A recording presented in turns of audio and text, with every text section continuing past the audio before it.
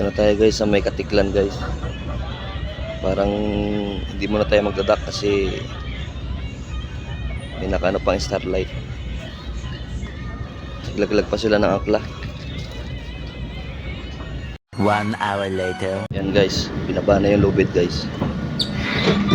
Para minutes bababa na tayo. Bali iniikot lang to guys para maayos yung rampahan niya. 30 minutes later. Sige guys, hanapin ko muna yung bus ko guys kasi nakalimutan ko yung number ng bus ko. Dito muna tayo guys kasi sabi nung mga porter dito daw maghihintay ng bus. A few moments later. Ayun guys, kita ko na yung bus ko. Dito na tayo guys sa bus. Medyo mababa pa yung ating babiyahe, mga 6 na oras siguro. Punta ng Sibalog. Kasi titigil pa sila sa mga terminal.